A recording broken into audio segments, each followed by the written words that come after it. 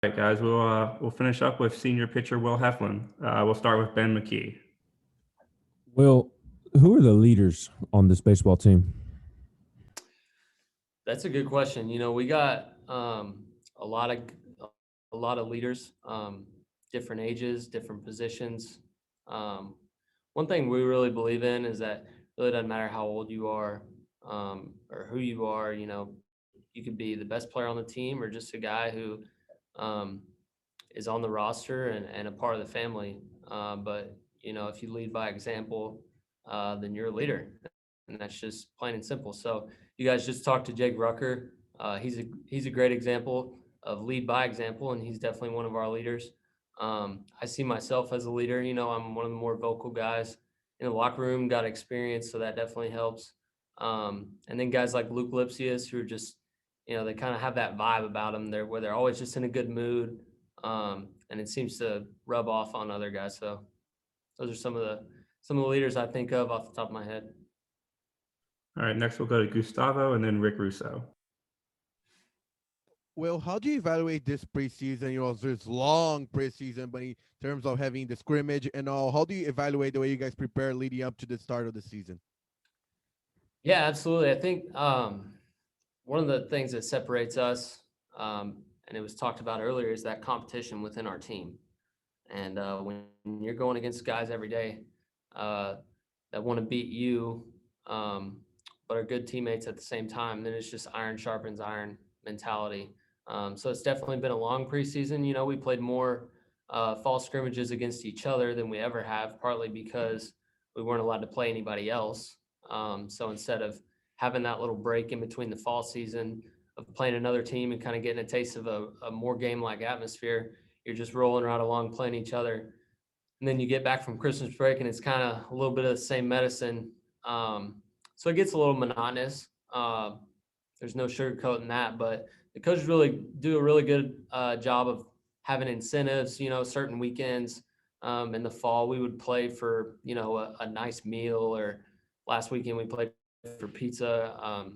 When we were really spread out back in the fall, we'd play for the locker room because only several guys could be in there at the same time. So that's kind of the way they kept it interesting and kept it from getting too monotonous. But it's definitely a grind. I mean, you're sitting here lying if you're saying you'd rather play each other than playing another team. So, and you guys know we can really hit. So as a pitcher, even good teams in our league, I'm really excited to see somebody with a different jersey step in the box. Will, how impressed are you with this pitching staff, and how versatile is this staff? Oh, I'm very impressed, and we're extremely versatile. You can't replace a Garrett Crochet, but the good news for us is nobody else can either. So we're really deep, and we may not have that frontline guy who's just a surefire first rounder, but we have a lot of guys that could really do well for themselves this season and make some money in the draft and get individual accolades and go early. And so I think it's definitely going to be a team effort. And Jake talked about Blade Tidwell and Fitzgibbons and some other of those young guys like Will Mabry and Kirby Cannell, who are still considered freshmen, Drew Gilbert, that were here last year. We've got to step up and make contributions. And then the old guys, like myself and Sean Hunley and Elijah Pleasance, who have been here and been around, we got to kind of grab the horse by the reins and just get off to a good start in terms of being on the mound and competing. And I think it's going to go really well. And we're extremely versatile. We got guys that can do all kinds of different roles. And, Coach V is one of the best in the business at mixing and matching and giving opportunities. So that's never, a worry going into the season. It's like, oh, am I going to get an opportunity? You're going to get an opportunity. You just have to run with it. And it kind of narrows down as we go. But we're extremely versatile. All right, we'll go to Troy and then Ryan and then Mike. Well, as somebody who pitched in that regional 2 years ago, pitched pretty well, and obviously had that kind of opportunity taken away from you last year. I guess how hungry are you and the rest of the team to kind of get back to that point? And is that kind of the expectation y'all kind of view for the season? Yeah, I mean, you hit the nail on the head there. And for me, take it a step further, tear your ACL in the fall and didn't even get, that appetizer of a season last year. I think I was probably a week and a half, 2 weeks away from getting back on the mound in a midweek game last year when the season got canceled. So that left a bitter taste, but at the same time, turn it around into a positive, gave me extra time to get healthy, could really focus on me. You know, Jake talked about going to this facility in his hometown during quarantine. I was lucky enough to have guys like Sean Hunley and Chase Wallace, who's with the Royals now, to kind of be around every day for 4 months and really have nothing to do but just to work on ourselves. So we would go work out, we would throw, we'd shoot a little basketball to try to stay in shape. And that was a time where you kind of really got to self-evaluate and be a little selfish, because when you're here and in practice mode all the time, it's definitely a team environment, and you want to work on yourself every day. But when that's all you got going on, you can really hone in on some of your weaknesses and sharpen your strengths. You guys made a pretty big power jump a year ago. I think hit the second most home runs in the country before the season ended. Pitching against this lineup every day, do you see that trend continuing into this season? I do see that trend continue. We hit a lot of home runs in the fall.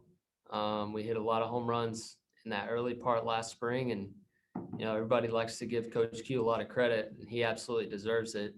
But Coach Elander deserves a lot too, for getting these swings honed in. And then the guys themselves, they put in the work. They're in the cage all the time. They have really good approaches at the plate. If you throw them a strike, they're going to hammer it. And if you try to get them to chase, then they're really good at laying off of it. So, we got a really tenacious lineup. It's not just a bunch of guys who are going up there to hit the long ball, because I think you would see our strikeout numbers be really high in that case. But they do a really good job of getting on base and doing team at bats and stuff like that. And I think the home runs are just a result of having a good approach and hitting the ball hard. Yeah, Will, how's everything with you physically? I feel like you said you were back from the injury kind of when everything was about to shut down. And then what has changed with Elijah Pleasance? Why is he kind of come into his own going into this season? Yeah, so let me touch on Elijah first. He just has a different demeanor. He's always had really good stuff. He's a freak athlete. He runs like a deer. He's got a whippy arm. He's always had good stuff. I think he's just a mature pitcher now. And it's not, he wasn't that far off beforehand. He was always talented, and he was about to pitch and help us out last year.